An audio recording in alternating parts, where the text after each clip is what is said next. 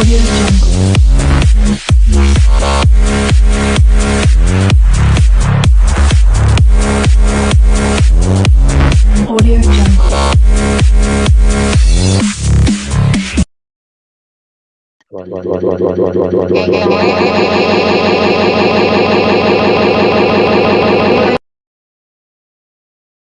Warahmatullahi wabarakatuh.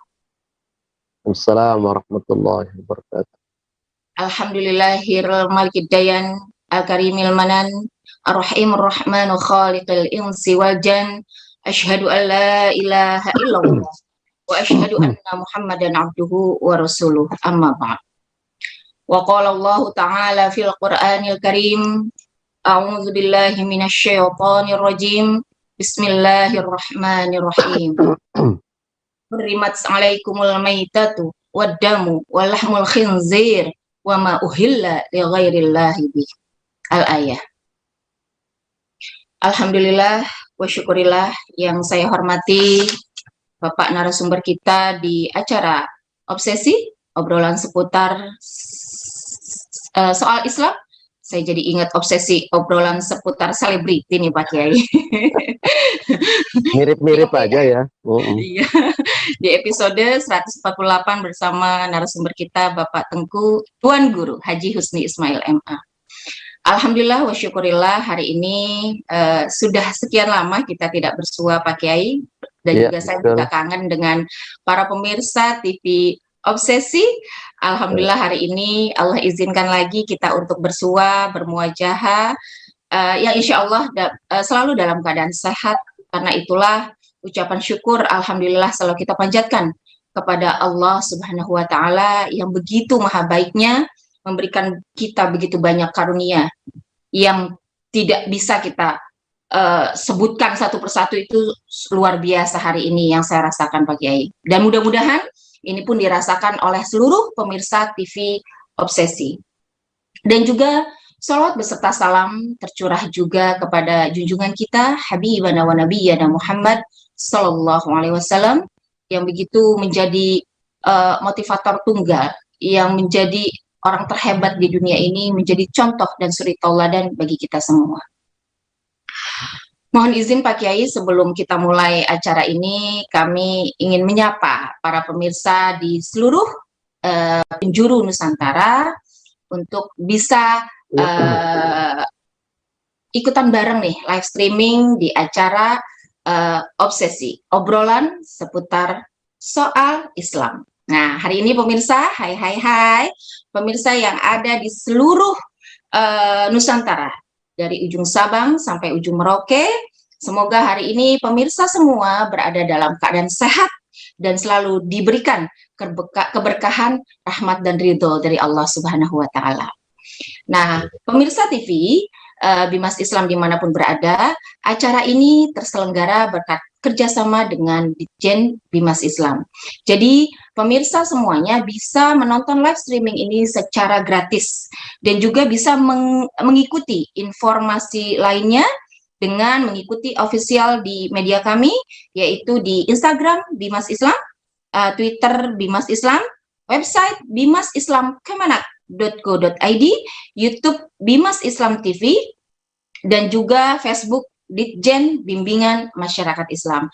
Di sana para pemirsa di seluruh Nusantara, baik dari kalangan Kementerian Agama ataupun di luar Kementerian Agama, antar lintas sektoral dan lain-lain, bisa mendapatkan informasi-informasi terkini terkait keagamaan dengan bahasa agama.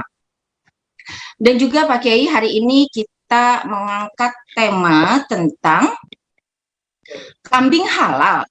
Kenapa babi haram? Wah, ini sempat udah mulai ramai nih Pak Kiai ya kan? Nah, pemirsa, saya kenalkan dulu ini ya. Hari ini kita bersama narasumber kita yang hebat sekali. Masya Allah, beliau Tuan Guru saya. Beliau adalah Tuan Guru Haji Husni Ismail MA. Beliau adalah analis kebijakan ahli muda pada seksi penyuluhan dan pengembangan syariah. Beliau ini merupakan juga salah satu pembesar yang ada di Masjid Istiqlal. Jadi kalau para pemirsa di seluruh Nusantara mendatangi atau beribadah ke Masjid Istiqlal, pasti akan mendengar suara merdunya beliau. Karena kemarin saya sudah sempat dengar waktu bulan puasa itu. Oh gitu ya. Ya, ya, Iya, ya. Pak Kiai. Apa kabar Pak Kiai? Sehat Pak Kiai? Alhamdulillah kabarnya baik, sehat walafiat. Insyaallah. Masya Berkah doa Bu Ida dan kawan-kawan semua. Amin, amin. Karena sehat itu udah merupakan harta paling berharga ya Pak Kiai ya. Tanpa Betul, betul. kesehatan, kita punya banyak uang, kita nggak bisa ngapa-ngapain. Iya, Tanpa kesehatan, kita sukses juga cuma lewat, aduh, nauzubillah min zalik. Makanya hari ini betul saya bisa sekali. melihat lagi Pak Kiai dalam keadaan sehat. Alhamdulillah Alhamdulillah, saya alhamdulillah. secara pribadi senang sekali melihatnya Pak Kiai. Nah, Iya, Pak Kiai, hari ini kan yang kita angkat adalah kambing halal. Kenapa babi haram? Ini udah rame di media gitu ya. Bu Ida, kenapa iya, sih diangkatnya seperti itu katanya? Kan udah jelas, kambing itu ya memang halal, babi itu haram katanya kan. Nah, iya, betul. memang kalau kita telaah ya Pak, secara akidah ini sudah soreh lah ya gitu ya, Iya, bahwa ini memang jelas sekali bahwa kambing haram, kambing halal dan babi haram. Tapi kan keharaman babi itu lidzatihi ya Pak Kiai ya, iya, betul. bukan li asbabihi. Nah, ini ranahnya Pak Kiai. Nanti saya juga udah banyak nih Pak Kiai yang saya mau tanyakan terkait ini, Baik. karena banyak hal ya turunan-turunan babi itu yang banyak kita pertanyakan nih Pak Kiai. Baik Pak Kiai, silahkan disampaikan pemaparan tentang kambing halal dan babi haram. Silahkan Pak Kiai. Baik, terima kasih Bu Ida. Assalamualaikum warahmatullahi wabarakatuh. Waalaikumsalam warahmatullahi wabarakatuh. Bersyukur kepada Allah yang tak terhingga karena memperkenankan kita bertemu pada acara obsesi kali ini yang membahas tema kambing halal. Kenapa babi haram? Gitu ya, kira-kira Ya, seperti Pak itu. Kiai, betul. Paling tidak saya ingin menggarisbawahi dulu satu hal bahwa agama itu turun memberikan aturan-aturan, memberikan ketetapan-ketetapan hukum, mana yang boleh, mana yang tidak boleh. Ya. Sesuatu yang dibolehkan berarti itu baik.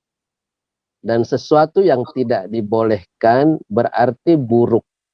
Apakah buruknya itu akan langsung diketahui pada saat melakukan satu perbuatan, ataukah dampak buruk itu akan diketahui setelahnya, atau jauh bahkan keburukan itu boleh jadi tidak ditemukan di dunia, kan tetapi dia akan muncul dalam bentuk balasan siksa atau kesengsaraan yang kita alami di akhirat. Saya ingin menyampaikan atau mengutip satu kisah rekaan sebagai pengantar ya paling tidak dalam bukunya atau kitabnya Syekh Abdul Halim Mahmud. Beliau ulama Mesir dan dulu juga pernah menjadi Syekhul Azhar. Ya, beliau menyatakan atau mengutip kisah dalam kitab Imam Al-Ghazali bahwa ada seorang raja yang telah bersusah payah membangun istana, kemudian sebelum kekuasaannya diserahkan kepada putra mahkota, karena raja ini sudah sebentar lagi diperkirakan wafat, beliau menyampaikan wasiat kepada putra mahkota itu. Wahai anakku, di tengah istana ini ada pohon. Tolong jangan diganggu. Tolong jangan dipindah-pindahkan. Apalagi jangan sampai pohon ini ditebang atau dihilangkan. Ini pesan ini begitu diterima baik oleh sang putra mahkota. Kemudian setelah berjalan sekian lama, putra mahkota ini berpikir atau merenung kenapa orang tuanya memberi wasiat seperti itu. Nah, direnung-renungkan. Oh, boleh jadi ini pohon ini rupanya aromanya harum. Ya. Pohon yang dilarang untuk dipindah ini, Bu Ida. Ya. Pohon yang dilarang untuk dihilangkan di tengah istana itu adalah pohon yang memang harum semerbak. Ya, harumnya itu mewarnai, memenuhi semua ruangan yang ada di sekitar istana. Berpikirlah sang putra mahkota, oh berarti saya dilarang memindahkan atau menebang pohon ini karena khawatir hilang aroma harumnya. Betul. Akhirnya karena dia hanya tahu dan menangkap pesan larangan itu pada aroma yang harum, dan kesimpulannya begitu pasti bagi sang putra mahkota itu, akhirnya dia ganti, ya, dia tebang pohon yang besar tadi itu, kemudian dia ganti dengan pohon-pohon kecil yang harum aromanya. Jadi harumnya itu yang ditangkap, yang diambil sebagai pesan intinya. Nah, setelah itu ternyata setelah pohon besar itu ditebang, keluarlah ular raksasa yang mengacak-ngacak seluruh istana dan membunuh semua penghuni istana. Nah, itu garis besar kisah itu yang ingin kita hantarkan sebagai pengantar kajian kita pada pagi hari ini, betapa bahwa kan daging babi itu adalah larangan, benar-benar zatnya itu memang terlarang untuk dikonsumsi. Ya. Itu kalau ditangkap hanya sisi yang terbatas karena keterbatasan pengamatan kita sebagai manusia, maka seringkali kita salah menangkap pesan-pesan keagamaan itu. Dan kalau kita salah menangkap pesan keagamaan atau hikmah di balik pesan-pesan atau di balik larangan, maka kita akan lambat laun terjebak dalam mencelakakan atau mencederai kehidupan kita dalam kehidupan dunia maupun nanti dalam kehidupan akhirat. Baik, kalau kita kembali kepada bahasan kita pada hari ini, kambing halal dan babi itu kenapa haram? Ada dua ayat yang terulang ya Bu Ida dalam Al-Quran. Itu terdapat dalam Al-Quran surah Al-Baqarah ayat 173. Ya, itu ayatnya kok hampir sama bunyinya itu. Bedanya tipis saja. Kemudian dalam surah An-Nahl ayat 114. Bunyi ayatnya itu, A'udzubillahi minasyaitonirrajim, bismillahirrahmanirrahim. Di dalam surah Al-Baqarah 173, Innama harrama alaikumul maytata waddama wa lahmal khinziri wa ma uhilla bihi li ghairillah. Itu ayat yang di surah Al-Baqarah. Ayat yang di surah An-Nahl, Innama harrama alaikumul maytata waddama wa lahmal khinziri wa ma uhilla li ghairillahi bih. Ini nampaknya ada ditukar posisi antara wa ma uhilla bihi li ghairillah dan wa ma uhilla li ghairillahi bih. Ayat ini susunannya hampir persis sama. Sesungguhnya Allah telah mengharamkan atas kamu sekalian bangkai. Bangkai itu adalah binatang, ya, binatang yang halal sekalipun yang mati tanpa disembelih itu juga namanya bangkai. Nah, kemudian juga dihalalkan bagimu darah. Urutan ketiga adalah lahmul khinzir, daging babi, ya, daging babi. Kemudian yang keempat, dan apa yang disembelih selain nama Allah, ya, yang disembelih disebutnya atas nama Tuhan selain Allah, ya. Jadi menyebutnya nama dewa atau nama Tuhan lain selain nama Allah, maka disembelih itu sembelihan itu menjadi haram untuk dimakan oleh kita orang beriman.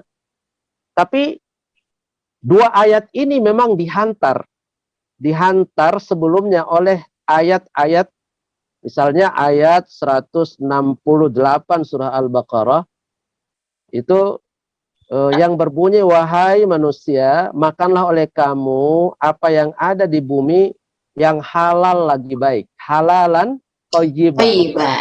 Jadi halalan thayyibah. Jadi yang diperintahkan Allah untuk memakan kepada umat manusia bukan hanya orang beriman, tapi adalah makanan yang halal dan thayyib. Halal belum tentu thayyib, gitu kan? Ya Bu, halal belum tentu baik, betul. Karena orang yang penyakit gula, jantung, ada makanan halal tertentu yang sudah tidak boleh dikonsumsi, ya. Gula aja jadi haram itu ya Pak Kiai, ya. Makanya, oke. Kemudian ada ayat 172 juga menyebutkan kulu min thayyibati ma razaqnakum. Makanlah yang baik-baik saja. Berarti dihantar ayat yang mengharamkan itu, yang diharamkan itu yang buruk-buruk. Yang dihalalkan itu adalah yang baik-baik. Di surat An-Nahl juga begitu bunyinya. Di ayat 114 sebagai ayat yang langsung berurutan dengan 115, Allah menyebutkan faqulu mimma razaqakumullah halalan thayyibah. Maka makanlah oleh kamu apa yang dikaruniakan oleh Allah yang halal dan yang baik. Inilah mungkin titik-titik sentralnya kenapa yang binatang yang satu halal halal karena baik. Betul. Dan kenapa yang satu haram? Karena itu tidak baik. Karena itu tidak baik. Atau di ayat yang lain misalnya, atau di hal-hal di dalam kitab hadis misalnya, uhilla lakumut thayyibat wa hurrima alaikumul khaba'is. Yang dihalalkan bagi kamu itu adalah yang baik-baik, dan yang diharamkan itu adalah yang buruk-buruk. Yang buruk-buruk, ya. Misalnya ada ayat surat Al-Maidah itu disebutkan al-yauma uhilla lakumut thayyibat. Pada hari ini kami halalkan atau tetapkan yang halal itu adalah yang merupakan yang baik-baik untuk kamu sekalian. Jadi yang baik-baik untuk kamu sekalian. Nah, kalau di sini kita dari dua ayat ini sungguh sangat jelas bagi kita bahwa kenapa kambing halal? Karena baik. Itu tidak kira-kira ya? Kenapa babi itu haram? Karena itu buruk. Nah, sejauh mana keburukannya yang bisa ditangkap oleh kita? Mari kita melakukan penelitian-penelitian sesuai dengan keahlian kita masing-masing. Misalnya ada begini Bu Ida, ada penelitian yang menyebutkan kenapa daging babi itu haram. Katanya ada cacing pita, sejenis cacing pita yang susah dimatikan oleh tekanan, tegangan panas setinggi apapun, dia nggak mati-mati misalnya gitu. Tapi dalam teknologi modern ini, mestinya orang sudah menemukan alat untuk membunuh itu, ya. Betul sekali, membunuh cacing itu. Apakah dengan berhasilnya orang membunuh cacing dalam daging babi itu kemudian menjadi satu alasan bahwa daging babi menjadi halal? Tentu tidak. Kan tadi haramnya, zatnya itu yang haram. Misalnya ada yang menyebut babi itu jorok, misalnya gitu ya Bu Ida. Iya, betul Pak Kiai. Ya, karena makanannya jorok-jorok, ular, tikus, kemudian dia itu Hidupnya biasanya pun hidup di dalam comberan-comberan gitu ya. Ya itu makanan-makanannya babi seperti itu. Nah, kalau orang bisa berargumentasi, bisa saja kita memelihara babi, kita kita ternakan pakai ya. bikin kandang yang bersih loh Bu Ida. Yang bersih, Kandang yang betul, bersih, pakai akhirnya dia tidak memakan yang kotor-kotor. Tentu kotor-kotor. hal itu juga bukan merupakan jawaban dari pembolehan atau kehalalan kita untuk memakan daging babi, karena halalnya itu memang zatnya sudah jelas-jelas dilarang oleh Allah Subhanahu wa taala kepada kita orang beriman, bahkan kepada umat manusia untuk memakannya. Jadi itu dua hal yang sering menjadi alasan kenapa daging babi itu diharamkan. Ulama menggarisbawahi kenapa daging babi itu diharamkan, kenapa kita dilarang untuk memakan babi, bahkan juga dagingnya atau juga lemak-lemaknya. Jadi kalau yang dilarang zatnya daging, berarti yang dimaksud adalah keseluruhannya, Bu Ida ya. Turunan-turunannya gitu ya Pak Kiai. Turunan-turunannya, betul, turunan-turunannya. Jadi tidak berarti bahwa kalau yang dilarang dagingnya berarti lemaknya boleh dong. Enggak juga, semua haram ya. Tulang belulangnya sampai kulitnya pun nggak bisa kita bersihkan. Dia tetap kulit babi judulnya, dan jelas itu menjadi najis kalau kita pergunakan sebagai perkakas dalam kehidupan kita. Atau ada orang misalnya yang mau membuat sabuk dari kulit babi, Tas gitu ya Pak Kiai.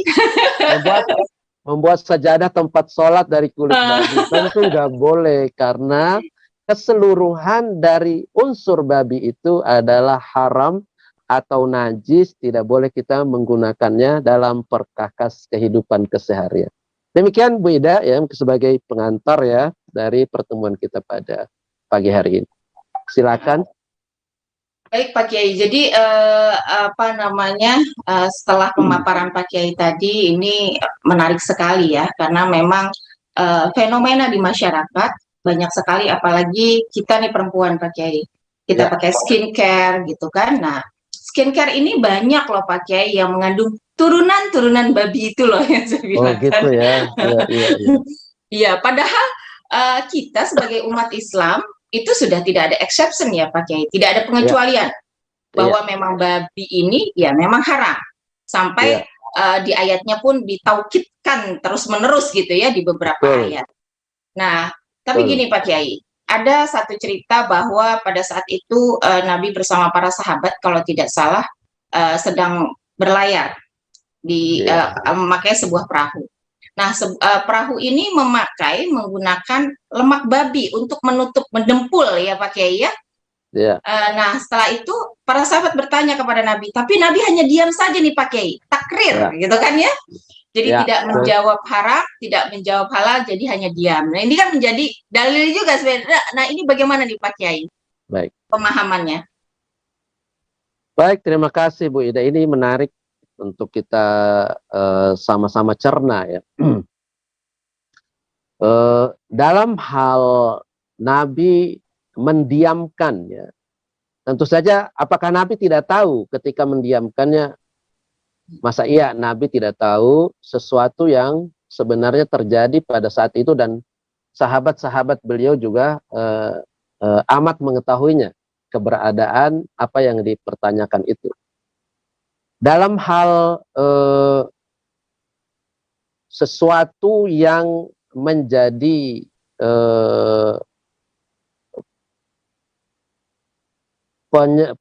pelengkap atau apa namanya penutup dari misalnya lem ya, atau lem atau alat kulitnya untuk menutup lubang dari perahu misalnya.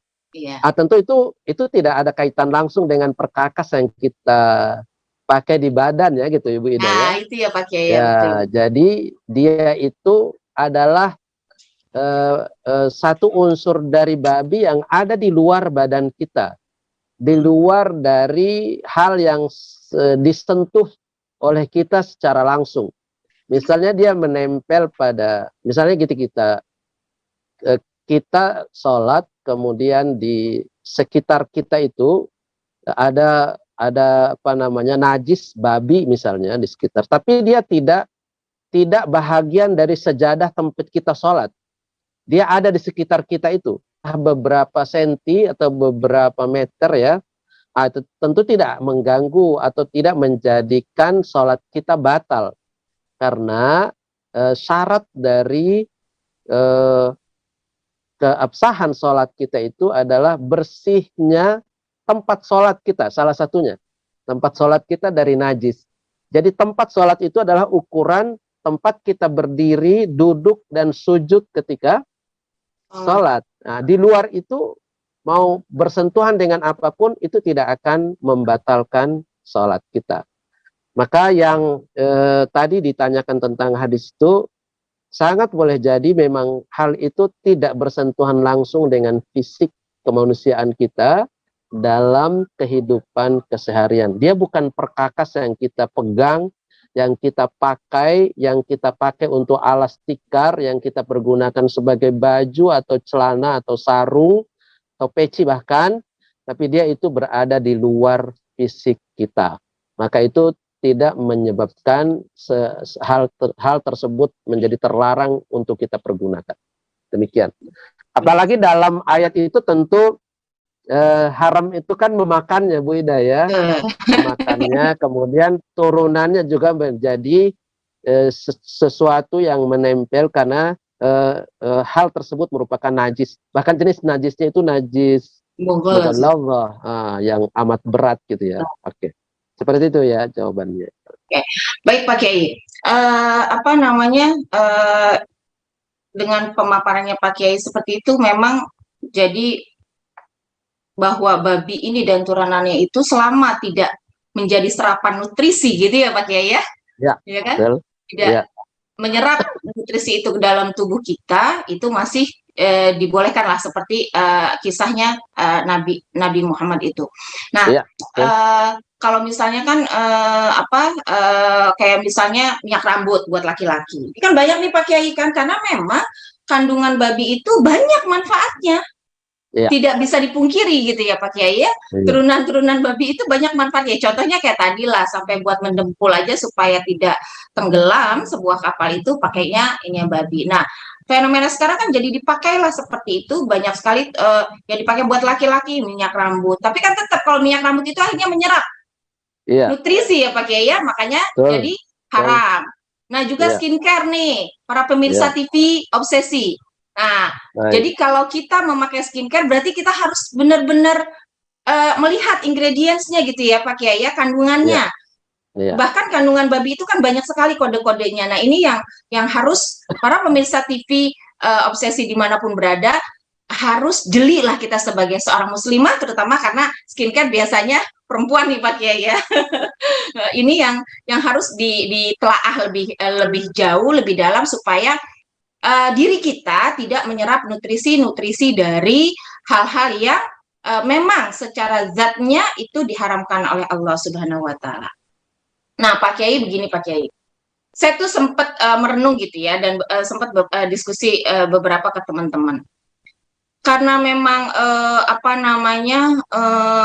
gaungnya atau tentang babi itu haram kita tuh dari kecil gitu ya, dari kita lahir mungkin kita sudah jadi mainstream lah di kepala kita bahwa babi itu haram.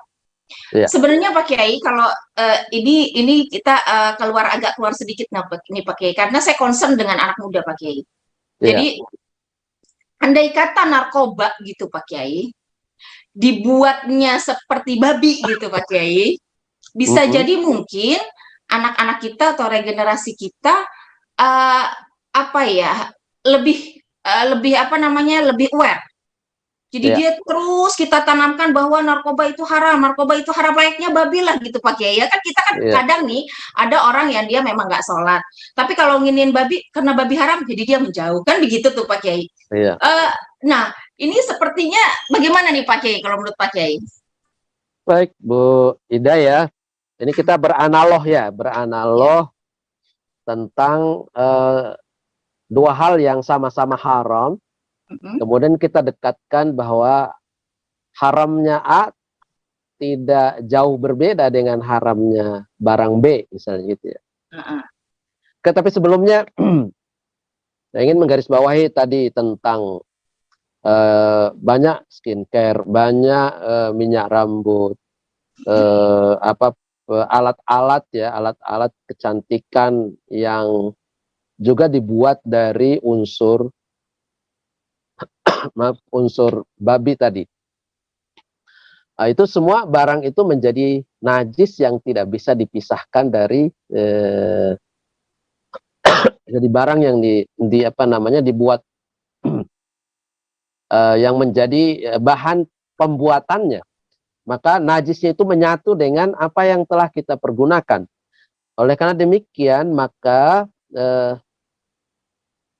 bagaimana sholat kita mau diterima, mau dikatakan sah, mau dikatakan kita bersih dari najis, atau suci badan, suci pakaian dan tempat dari najis. Padahal kita dengan sengaja menempelkan najis itu pada badan kita gitu ya, baik dalam bentuk hal-hal yang sudah bentuknya bukan babi lagi, tapi unsur babinya itu sudah masuk dalam unsur pembuatannya. Tentu agama sudah sangat jelas memberi batasan ya kepada kita bahwa al halalu bayyinun. Jelas ya Pak Kiai ya. Wal haramu bayyinun gitu ya. Yang halal itu sudah sangat jelas, nggak samar-samar yang halal itu.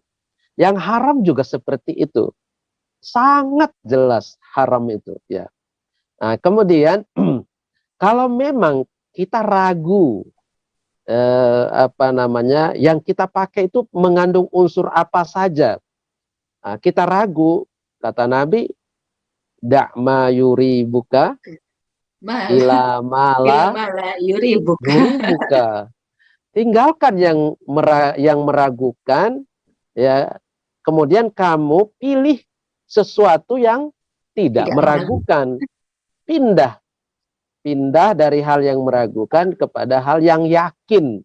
Jadi janganlah dalam kehidupan ini kita memilih hal-hal yang menjadi pakaian kita, yang perkakas dalam rumah kita, bahkan yang menempel pada badan kita, sesuatu yang meragukan. Apalagi kadang-kadang bukan meragukan, boleh jadi 75% kita yakin unsurnya sudah itu. Betul, berarti kan yakin deh, seperti itu bukan ragu lagi, berarti yakin. Oke, jadi kembali kepada tadi kalau analog yang tadi Bu Ida buat, bahwa boleh saja kita menyamakan yang haram. Tentu haram dalam hal zatnya, atau haram dalam hal terlarang melakukan satu perbuatan, itu dua-duanya haram. Dan yang menyampaikan titah itu adalah Allah Subhanahu wa Ta'ala dan Rasulnya gitu ya. Saya teringat ya, ada sebuah ungkapan ya, jangan kamu berpikir kecilnya dosa yang kamu lakukan ya. Jangan pernah berpikir itu yang menjadi landasan kita mau berani-berani menawar-nawar, ini kan dosanya kecil ini, dosanya kecil ini, misalnya gitu ya. Tapi renungkanlah dan sadarilah betapa agung dan maha besarnya Allah yang membuat titah aturan itu yang kita langgar. Itulah yang kita mempermainkan hukumnya, itulah yang harus kita sadari. Jangan sampai pada esensinya kita bukan hanya memilih dosa kecil, tapi kita mempermainkan hukum Allah. Dan kita memperolok-olok keagungan, kemahabesaran, kemahatinggian zatnya Allah Subhanahu wa Ta'ala, karena kita melalaikan perintahnya atau mempermain-mainkan titahnya. Seperti itu Bu Ida kira-kira. Ya, baik. Nah, para pemirsa, obrolan seputar soal Islam makin jelas kan nih tentang kenapa babi haram. Nah, ini kan yang tagline di judul kita, bahwa babi haram, lizatihi, dan turun-turunannya semuanya. Jadi lebih baik kita sebagai seorang muslim dan muslimah itu harus cakap, harus cerdas sebagai konsumen, apa yang bisa kita konsumsi dan apa yang tidak boleh kita konsumsi. Nah, Pak Kiai, dari tadi kan yang kita bahas adalah babi, dan babi. Sampai kambingnya terlupa nih Pak Kiai. Ya. Sampai kambingnya tidak terangkat. Sepertinya kambing kadang udah pada tahu jadi nggak perlu dibahas. Mungkin begitu kali Bu Ida ya. Tapi tidak Pak Kiai, pasti secara harfiah dan pemaparannya Pak Kiai pasti berbeda nih. Kenapa ya? Kok jadi ada dikotomi atau ada perbedaan? Kok babi diharamkan? Nah, kenapa kambing bisa jadi halal gitu Pak Kiai? Biar seluruh pemirsa TV Obsesi obrolan seputar soal Islam di seluruh Nusantara makin memahami Pak Kiai. Jadi tidak ada pertanyaan-pertanyaan lagi Pak Kiai. Silakan Pak Kiai. Baik, ini luar biasa ya kalau Bu Ida yang hostnya itu mancingnya luar biasa gitu. Pertanyaannya berat-berat ini, jadi menjawabnya juga begitu sulitnya gitu ya. Begitu sulit. Pak Kiai hebat. Saya mau dapat ilmunya Pak Kiai. Tapi kita ingin merujuk ya. Ini kan kenapa ya kambing itu halal. Ya tadi kenapa babi haram, kita juga belum masih akan menyampaikan jawaban-jawaban yang lain ya, ada unsur-unsur lain. Para ulama menggarisbawahi antara lain Imam Ibnu Hajar Al-Haytami ya menyampaikan kalimat dalam terjemahan bahasa Indonesia, kita bisa kutip ya. Kenapa babi itu haram? Menurut beliau,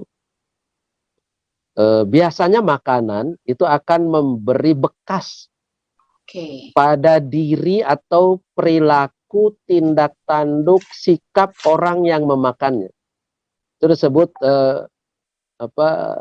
bekas itu memberi dampak bagi orang yang memakannya. Berarti hal ini sangat disadari ya Bu Ida ya oleh kita orang Indonesia, misalnya yang umumnya kawan-kawan saudara kita di Pulau Jawa, itu banyak yang ingin mengendalikan emosi dan hawa nafsunya itu dengan misalnya puasa dari memakan makanan yang bernyawa, misalnya gitu ya. Karena makanan bernyawa itu memang akan memberi pengaruh. Ya, dia cukup dengan makan tahu tempe saja, misalnya gitu. Memang itu sangat bisa dirasakan bahwa dari berpuasa memakan yang bernyawa itu dia bisa kendalikan emosinya. Dia bisa tenang gitu ya, dia bisa sejuk, teduh, adem, dan dia juga bisa menangkap intuisi-intuisi, ada kekuatan-kekuatan spiritual, kekuatan rohani yang hendak dipertajamnya. Nah, yang ini agak susah dilakukan atau diperoleh kalau tidak melakukan pengendalian diri dari makan hal yang tadi yang bernyawa tadi itu ya. Di makanan dalam tubuh itu sangat memberi pengaruh. Kambing kan memberi energi juga, memberi tenaga kan, beda. Orang makan daging itu memberi tenaga, memberi kekuatan. Nampaknya di sini digambarkan oleh beliau, babi itu ternyata sejak awal itu sudah mempunyai sifat tercela. Ya, babi itu mempunyai sifat tercela. Mungkin kita yang biasa hidup di kampung atau pernah di hutan bisa mengamati bagaimana bisa membedakan antara karakternya kambing dengan babi gitu ya. Betul. Sangat beda kan? Sangat beda. Babi dengan kambing itu sangat beda. Kambing itu kalau makan tanaman udah dipagari orang, nggak bakal bisa dimasuki oleh kambing ya Bu Ida. Tapi kalau babi ngelabas dia pakai serapat apapun pasti dia bisa masuk. Ada aja celah yang dia masuki. Jadi babi itu selalu melakukan hal-hal tercela, memakan makanan yang tadi yang buruk-buruk, yang jorok-jorok itu tadi ya. Nah, terus jadi babi itu sangat kuat kecenderungannya untuk melakukan hal yang buruk. hal yang sangat tercela, hal yang dilarang. Sampai juga babi itu dia tidak punya rasa cemburu katanya. Hmm. Repot nih Pak Kiai kalau cemburu Nah, dikaitkan dengan cinta Pak Kiai. pasangannya walaupun diganggu oleh yang lain dia cuek aja. Ya kan, waduh. Itu babi Nah, seperti itu. perhatian nih para pemirsa TV Obsesi. Nah, kalau tidak cemburu terhadap pasangannya, berarti apa tuh Pak Kiai ya? Hati-hati ya maksudnya ya. Hati-hati. Berarti harus ada cemburu ya Pak Kiai? Iya, jangan. Nah, kecemburuan itu kan naluri ya, fitrah, karunia Allah untuk kita semua. Baik itu pada laki-laki atau pada perempuan. Pada binatang pun mereka memiliki rasa cemburu. Nah, betapa apapun binatangnya, kalau pasangannya diganggu misalnya, itu pasti dia akan melakukan perlawanan. Minimal dia menampakkan ketidaksukaan. Kalau dia tidak berdaya, dia pasti mungkin dia menghindar gitu ya. Tapi bagi babi tidak. Makanya ini dicontohkan di sini pada waktu dulu. Jadi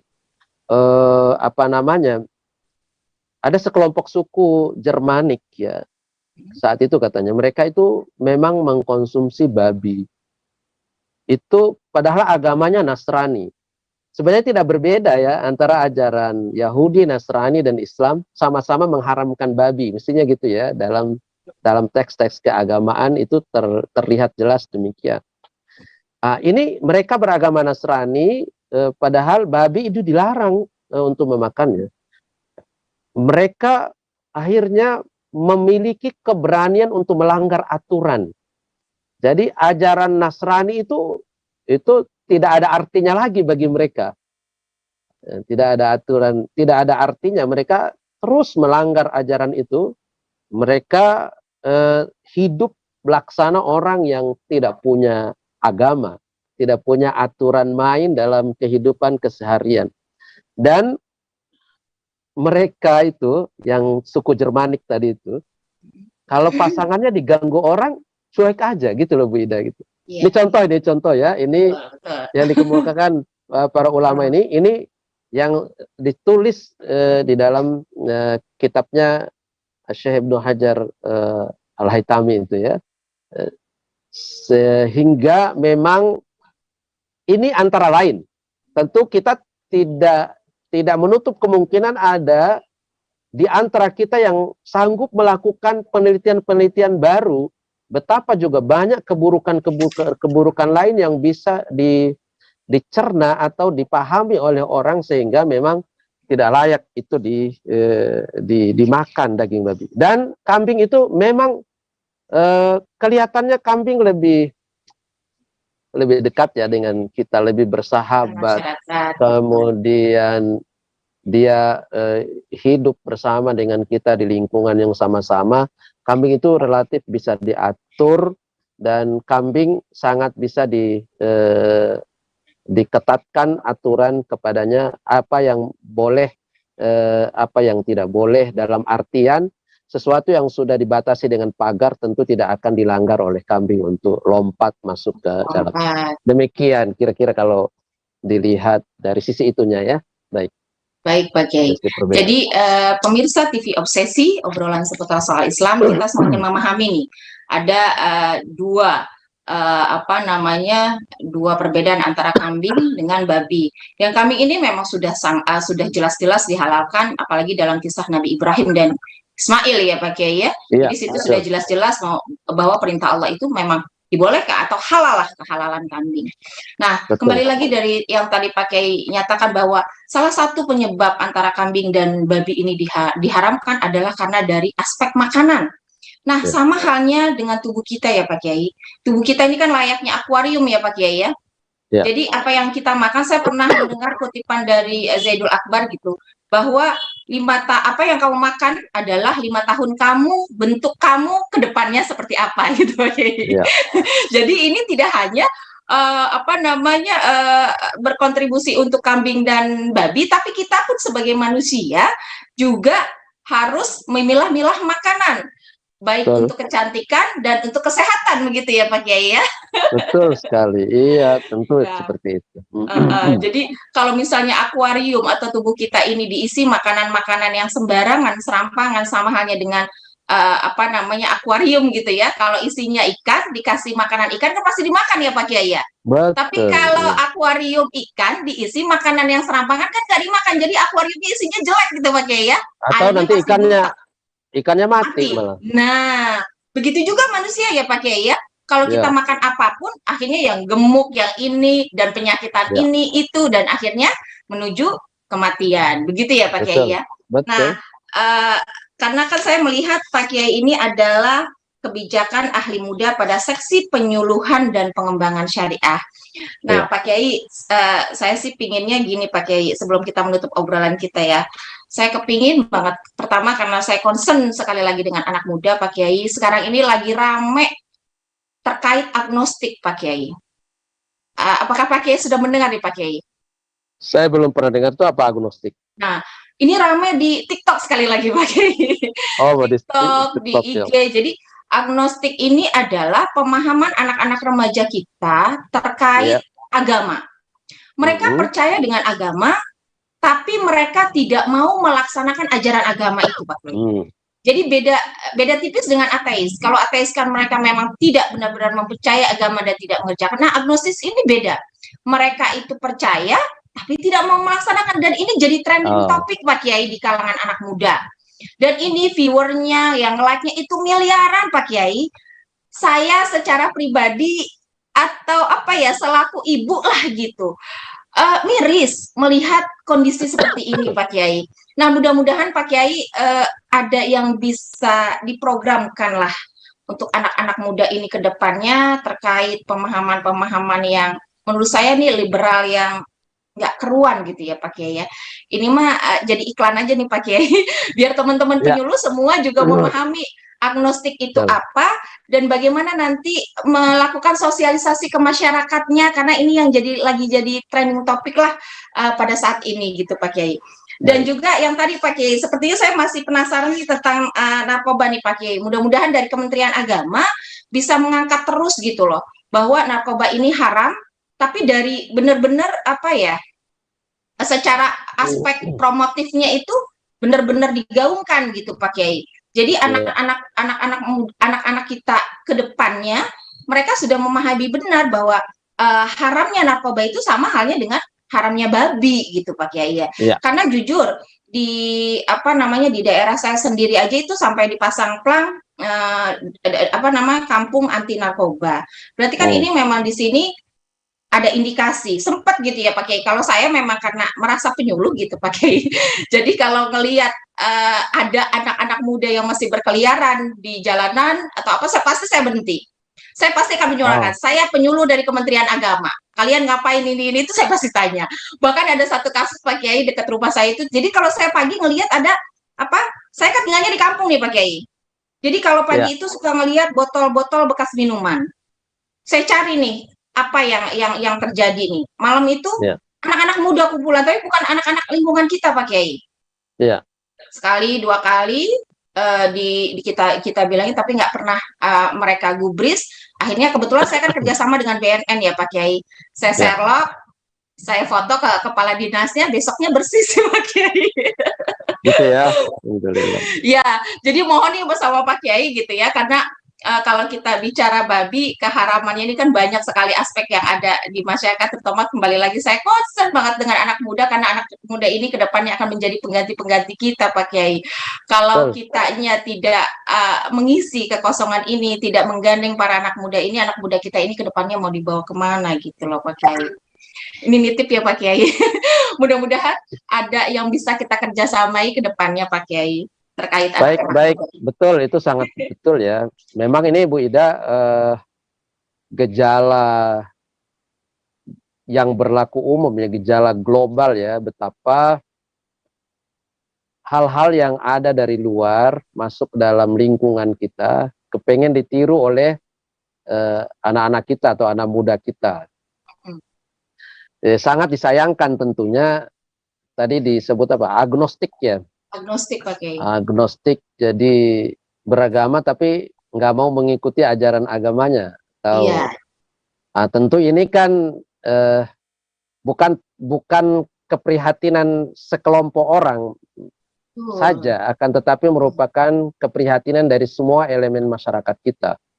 Ini menjadi perhatian bagi semua kita, dari pemerintah, penentu kebijakan, dari tokoh masyarakat, dari kita orang tua, dan teman-teman yang sesama sebaya anak muda pun kita punya gerakan yang sama tentu. Hal ini jangan kita biarkan berlarut-larut ya.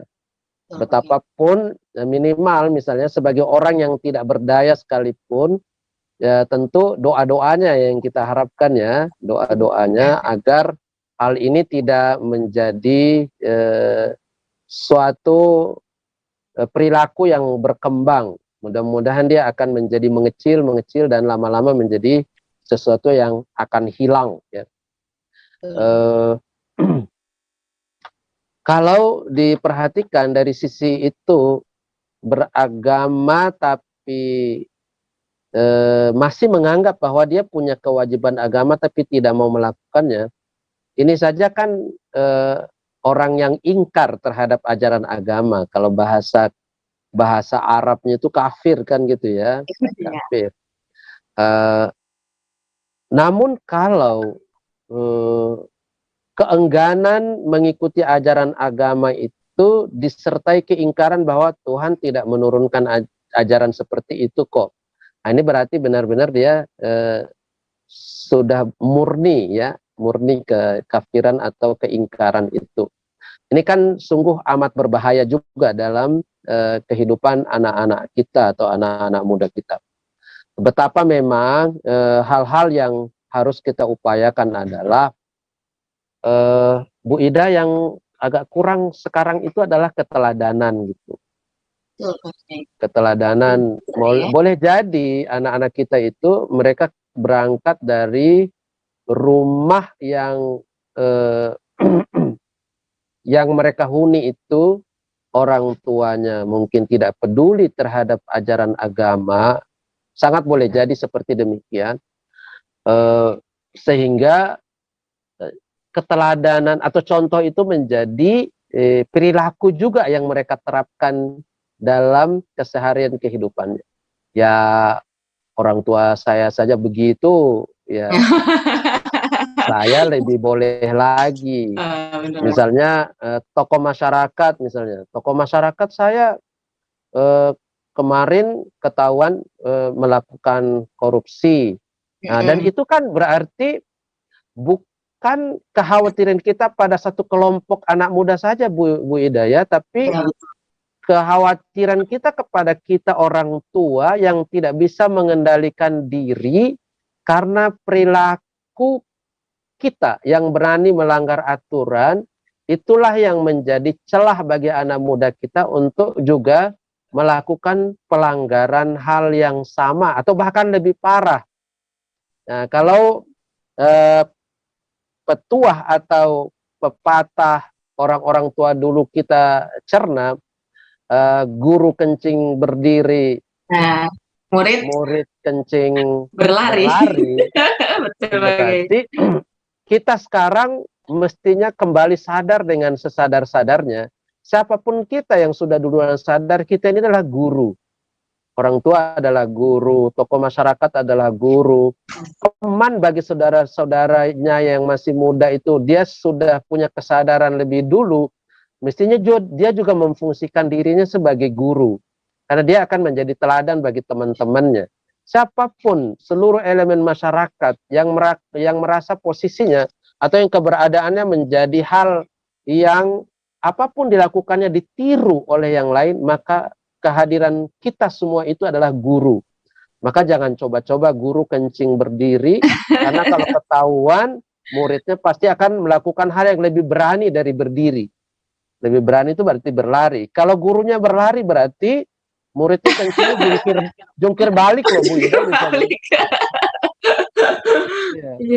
Ya, bisa, bahkan dia bisa kencing di sembarang tempat, di mana saja, bahkan di tempat-tempat yang tidak layak dilakukan, itu dilakukannya. Ini kan hal-hal yang kita perlu waspadai. Mari kita sama-sama mengambil bahagian. Tentu tadi sarannya kepada kami, insya Allah nanti akan direspon. Mungkin perlu ada kajian-kajian, ada talk show untuk menghadirkan tokoh-tokoh idola anak muda ya yang mungkin menjadi daya tarik bagi mereka dalam satu diskusi, dalam satu forum obrolan yang mudah-mudahan itu suatu saat akan bisa membangkitkan kesadaran keberagamaan atau kesadaran moralitas, kesadaran akhlak di kalangan kita semua, terutama anak muda ya tentunya.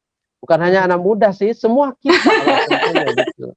Ini gara-gara kita melemparkan satu alamat hanya kepada sekelompok orang, kita tidak sadar bahwa kita selama ini juga telah melakukan andil dalam terciptanya satu keburukan yang ada di tengah-tengah kita. Naudzubillah kalau demikian. Mudah-mudahan kita bisa menjadi teladan dimanapun kita berada. Walaupun kita belum mampu melakukan apa-apa, minimal kita berdoa mudah-mudahan kemungkaran atau abainya anak-anak kita terhadap ajaran agama itu tidak berlangsung lama. Abai ini kan sebenarnya bukan anak muda sekarang aja, Bu Ida. Anak muda dulu juga begitu. Betul. Saya sering didatangi oleh ibu-ibu atau orang tua yang bertanya, Ustadz, anak saya usia sekian, mahasiswa ini, kemudian kok belum mau sholat? Saya malah balik bertanya begini, Bu Ida. Dalam usia segitu, Bapak Ibu dulu emang sudah rajin. Benar. Iya kan, Bu Ida gitu ya. Bisa. Betul. Dalam usia seperti anak Bapak dan Ibu itu, dulu Bapak dan Ibu memang sudah menjadi siapa? Sudah menjadi kiai gitu, sudah menjadi ustadz, menjadi orang soleh.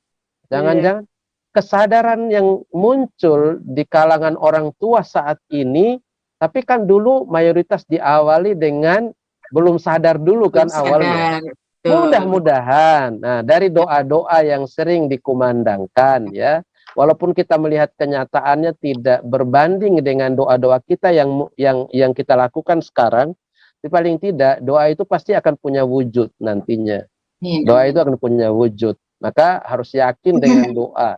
Betapa sekarang kekuatan yang membawa atau mengajak anak-anak kita itu kepada perilaku agnostik tadi itu sangat kuat ya, sangat dahsyat. Daya tariknya atau daya dorongnya itu begitu dahsyat, sehingga kekuatan apapun yang mau menyeimbangkannya itu nampaknya masih kurang kuat.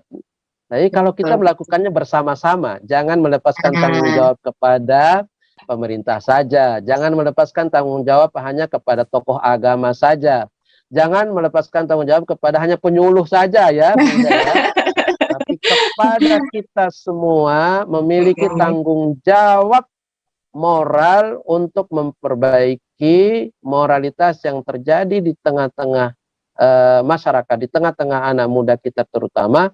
Mudah-mudahan upaya kita itu bersama-sama dan doa-doa kita itu berhasil, doa kita diijabah dan keadaan mudah-mudahan menjadi lebih baik dari yang kita lihat sekarang. Ya kan?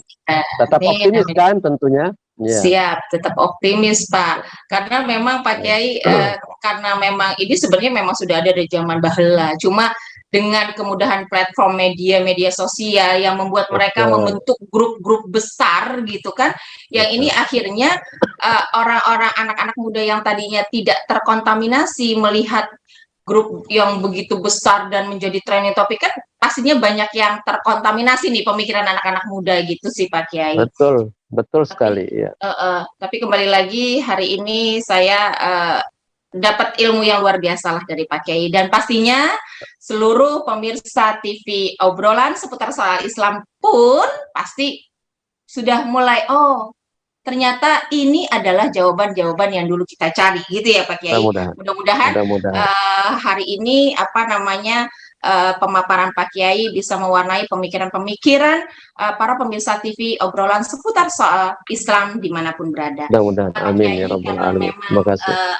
Waktunya juga sudah selesai, saya sudah dikasih notification terus.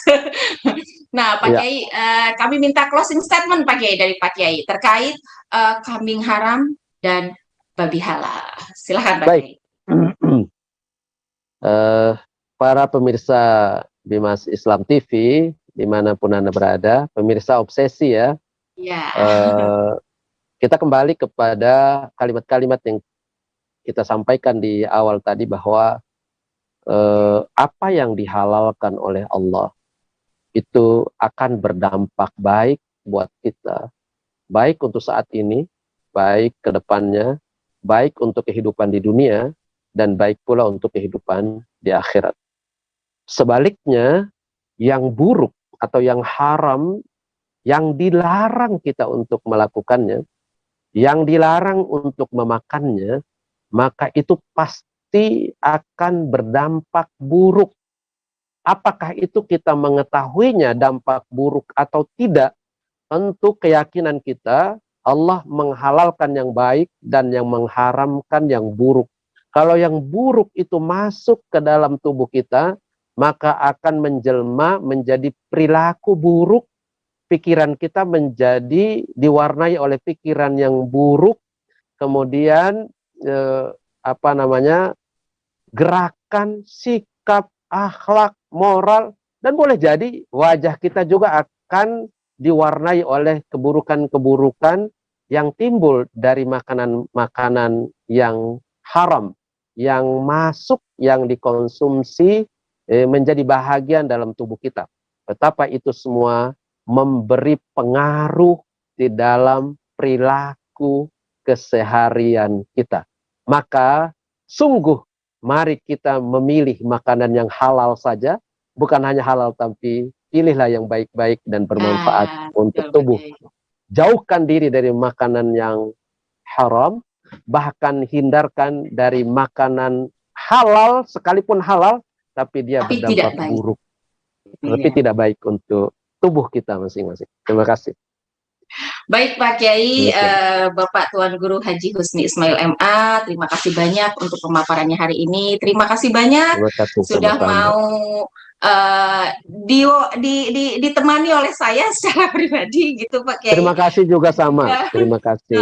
Sekali lagi terima kasih. Mudah-mudahan pemaparan ini pastinya akan banyak manfaatnya untuk kita semua. Sekali lagi terima kasih banyak Pak Kiai, dan terima kasih juga untuk seluruh pemirsa TV Obsesi, obrolan seputar soal Islam. Jangan lupa follow IG Bimas Islam, Twitter Bimas Islam, dan juga bisa dilihat website bimasislamkemenak.go.id, YouTube Bimas Islam TV, dan Facebook Ditjen Bimbingan Masyarakat Islam. Sekali lagi, dari saya secara pribadi, terima kasih dan mohon undur diri. Closing statement dari saya sedikit saja. Da'ma yaribuka ila ma la yaribuka. Terima kasih sekali lagi Pak Kiai, dan terima kasih salam semuanya buat seluruh penyuluh dan seluruh pemirsa TV dimanapun Anda berada. Wallahul muwafiq ila aqwamit thoriq. Wassalamualaikum warahmatullahi wabarakatuh. Waalaikumsalam warahmatullahi wabarakatuh. Terima kasih Bu Ida.